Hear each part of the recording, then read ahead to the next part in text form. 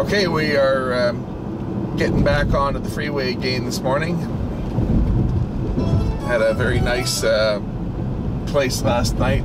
It was a Motel 6, but again, when you left turn, when you stay take the freeway.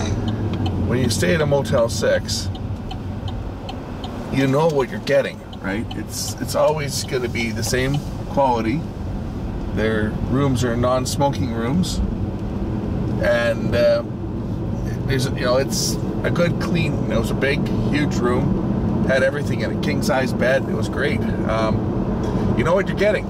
Whereas some of these little small places, well, like the one I had in Yakima, we won't talk about that because that was an embarrassment. Like if I was the owner of that place, I'd throw a match on it and just claim the insurance money and be further off ahead. It was bad. Like on a scale of 1 to 10, well, this would be like a -8, -9. Can't think of many places I would give a lower rating than the place that I stayed. But when every other place in town was full, you don't have a lot of options, except for sleeping in the car, which may have been a better option, to tell you the truth. Okay, so we got a bit of a drive today, but I'm gonna head down. I gotta head down for into Utah here. I'm just looking at my map. Well, I shouldn't be doing that while I'm driving, should I? But I'm looking for a town called Price. That's on the route, so I put Price into my GPS because that's on the freeway that goes down into Canyonland. So as long as I get a town en route programmed in, it gets me on the right highway. That's why I now always carry a map with me, because just putting an address or putting a location in the GPS doesn't necessarily take you the route that you want to go. It will pick alternate routes, and it could end up putting you on a dirt road, which has tried to do before to me. It's tried to put me on dirt roads that aren't even on the map, but somehow they made it into the maps on the TomTom, so go figure. Anyway, it's about 189 miles to Price, and it's probably another 30 or 40 from there, I think, to Canyonland. So it's not going to take us that long. Another 3-4 hours, I guess, and we'll be there. Anyway, speeds are pretty good down here, 80 miles per hour. So we're making some pretty good time.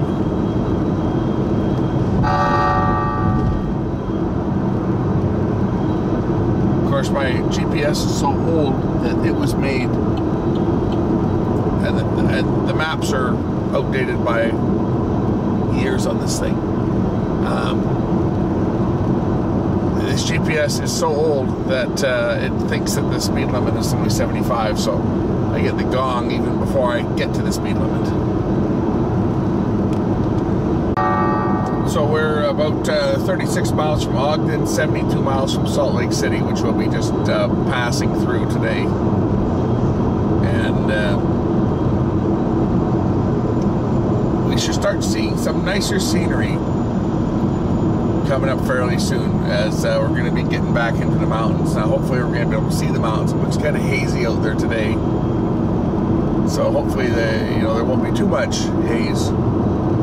Everywhere I look, I see tires like strewn across the freeway here. There was a good article in our local newspaper in the province a couple weeks ago. There's a truck driver who writes a column, and he writes about his stories on the road. And one of his stories was about the tires, why you see tires all over the place, right? And what it is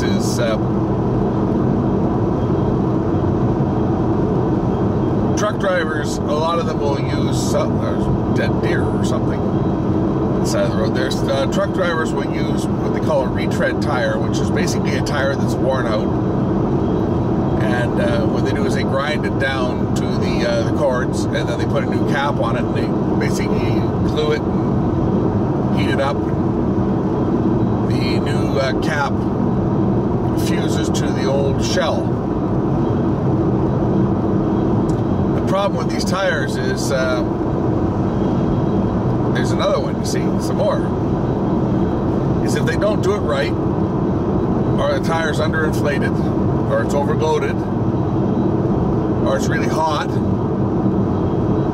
the tread can separate and blow out.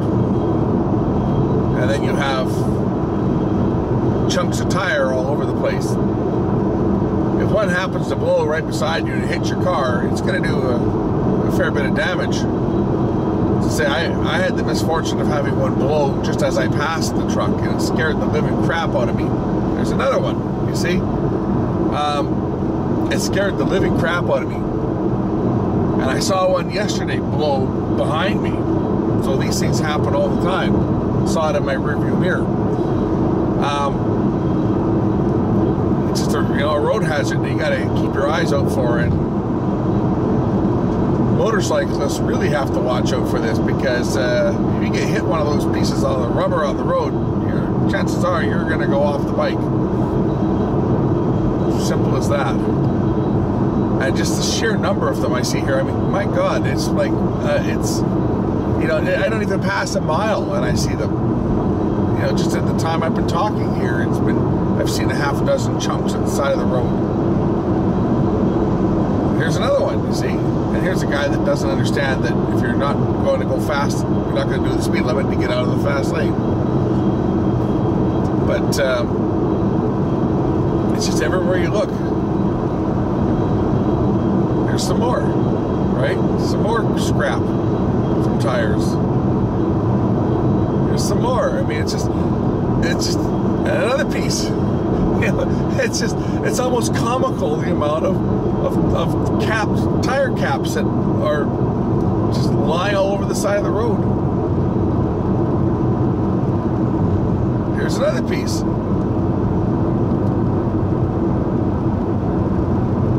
Yeah, these truck drivers buy these things because I see signs, advertising them. Retread tires, $124. Well, I guess if you're looking at $500 or $600 for a new tire and $124 for a retread, what are you going to buy, right?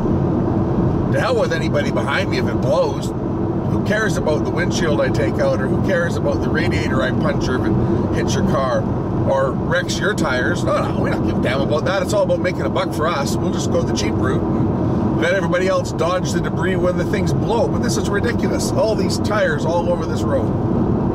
And it's been like this the whole trip.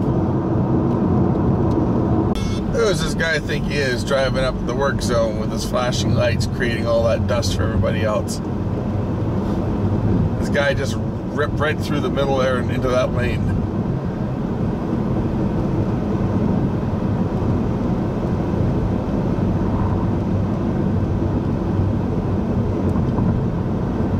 Yep, typical work week here.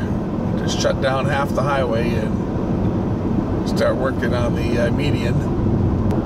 So now we're going to continue on to I-15 southbound towards Salt Lake City. We've now passed the road construction, or most of it.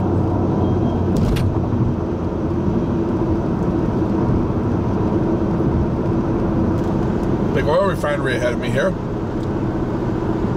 You can see them flaring off the sour gas.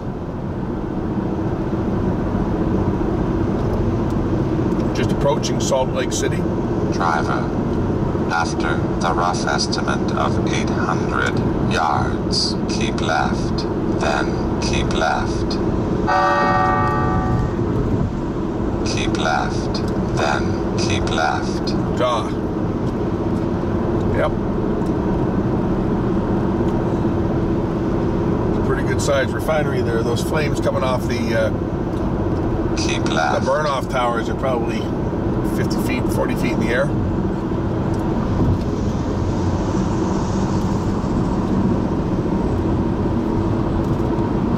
Here, the left turn lights, if you see the left turn light ahead of me here, it'll go green arrow when the left turn is on, like it is now. And then it's going to go to the next one up, which is a flashing yellow, and it'll stay flashing yellow until the regular light turns yellow, and then the next light up goes on a solid yellow, and then it goes to a red. So the left turn lane has actually got 4 lights on it. The second one up from the bottom is a flashing yellow. Rather than flash the middle one yellow to tell you you can turn left, but you have to yield to the oncoming traffic, they actually have a separate light for it.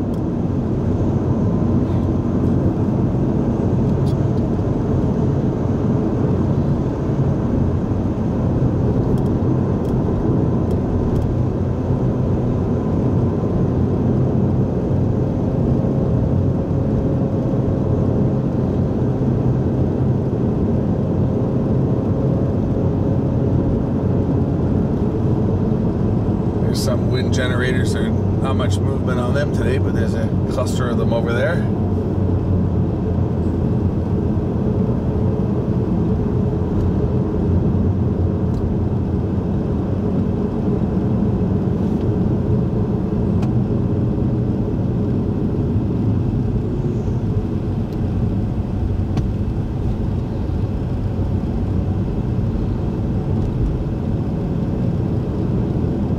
Right past them.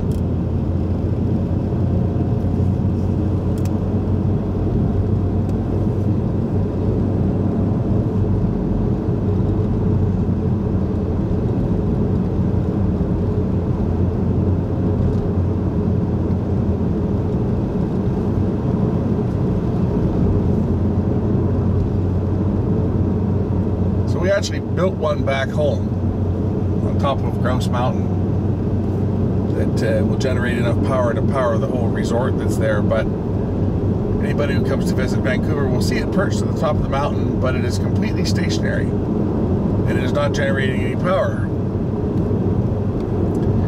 And that's simply because PETA and whoever else got involved with it determined that these giant wind turbines can strike birds that fly into them and kill them. So, because of concern for some species of bird, they've shut it down. And it was built, I'm sure it was built using taxpayers' dollars too, and it sits idle because it might kill a few sparrows that fly into the blades. Absolutely ridiculous. But man, these things are pretty good size. Like, I haven't been this close to these. You always see them in the distance, but I'm going right past them now. These things are pretty big.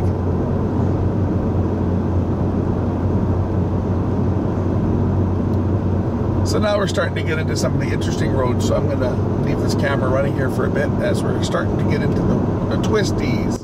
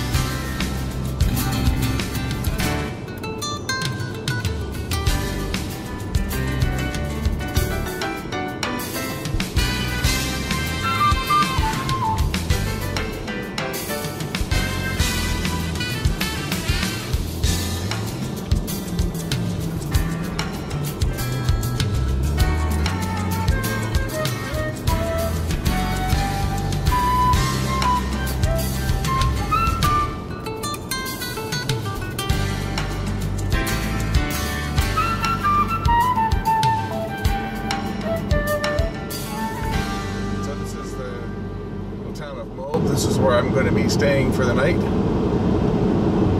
think we're going to have a few places. Lots of choice here. And then after I get my place, I'll go and put some gas in this thing. And we're going to go back and we'll maybe do Arches today, and then tomorrow do Canyonland. Maybe that's what I'll do, because I want to see both of the parks. So